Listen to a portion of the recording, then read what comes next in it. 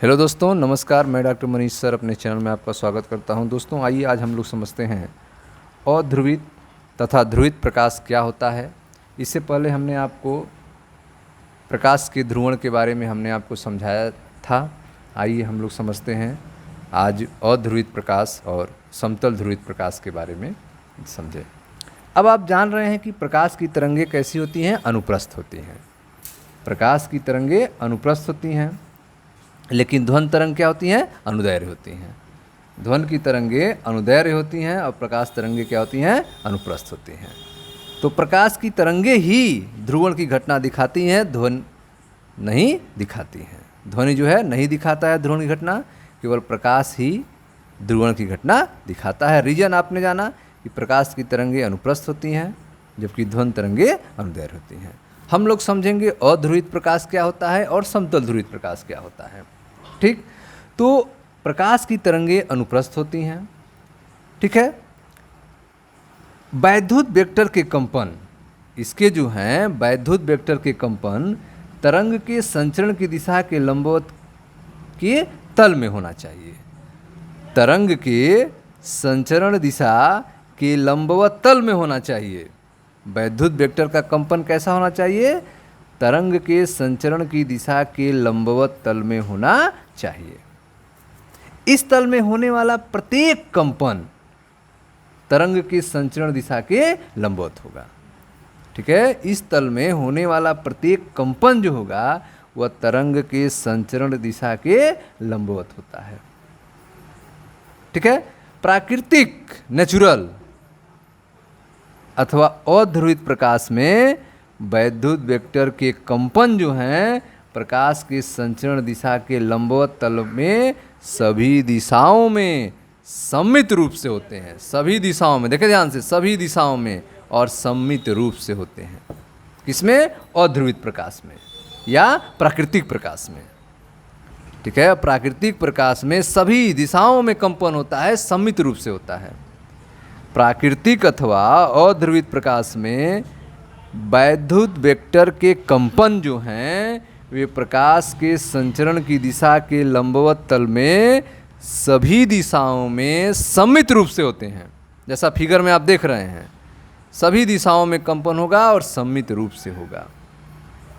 ठीक है, लेकिन जब प्राकृतिक प्रकाश को जो सभी दिशाओं में कंपन है कर रहा है, इसको एक टूरमैलीन के क्रिस्टल से पास कराया जाता है। ठीक है, एक अकेले टूरमैलीन क्रिस्टल पट्टिका से गुजारा जाता है, तो पट्टिका को घुमाने पर निकलने वाले प्रकाश की तीव्रता में कोई परिवर्तन नहीं होता है। पट्टिका को घुमाने पर निकलने वाले प्रकाश की तीव्रता में कोई परिवर्तन नहीं होता है। टूरमैलीन के क्रिस्टल के सभी स्थितियों में क्रिस्टल के अक्ष के समांतर कंपन होने की संभावना समान होती है।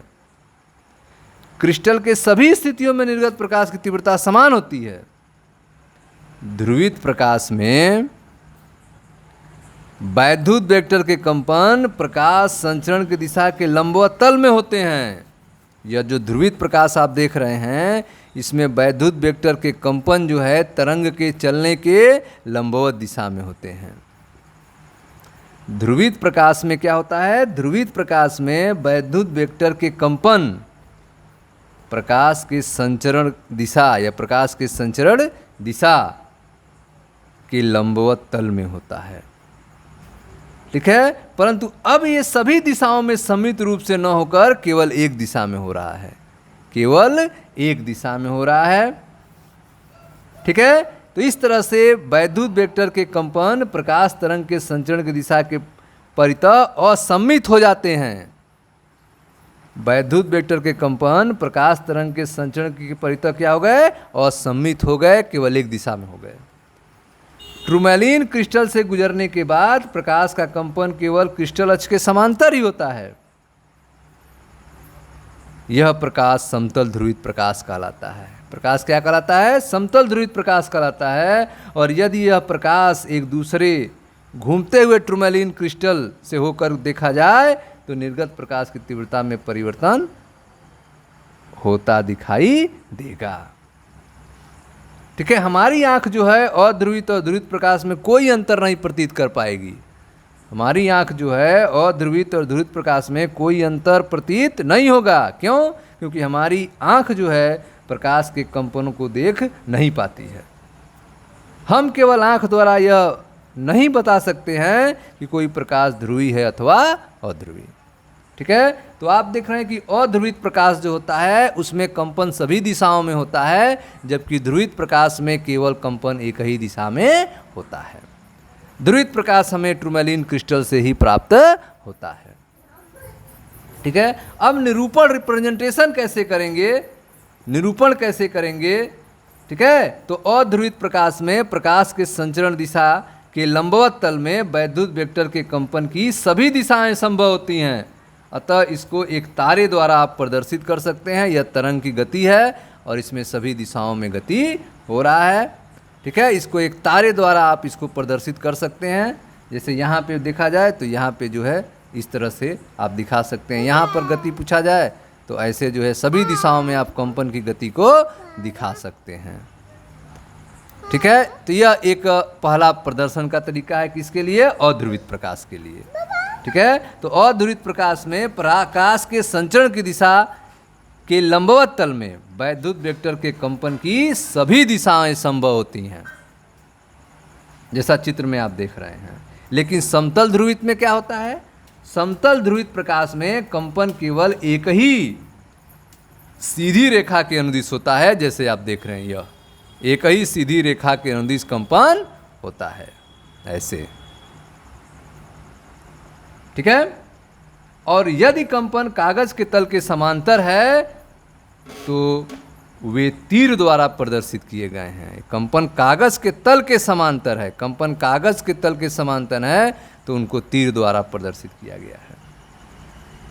ठीक है, कागज के तल के समांतर कंपन को ऐसे हम प्रदर्शित करते हैं। कागज के तल के समांतर कंपन को हम ऐसे प्रदर्शित करते हैं। लेकिन यदि कागज तल के लंबवत हो तब कैसे प्रदर्शित करेंगे? तो यदि कागज तल के लंबवत कंपन हो तो उसको हम ऐसे प्रदर्शित करेंगे। कागज तल के लंबवत है तो उसको प्रदर्शन करने का तरीका यह होगा। कागज कंपन जो है कागज तल के लंबवत एक सीधी रेखा में हो तो बिंदुओं द्वारा निरूपित किए जाते हैं। ठीक है, कब प्रदर्शित करेंगे बिंदुओं द्वारा? जब कंपन कागज के तल के लंबवत हो, तब कागज के तल के लंबवत कंपन होगा तब उसको हम ऐसे प्रदर्शित करेंगे। कागज के तल के समांतर कंपन होगा तो ऐसे प्रदर्शित करेंगे, और अध्रुवित प्रकाश को हम ऐसे प्रदर्शित करेंगे। Okay students, thank you.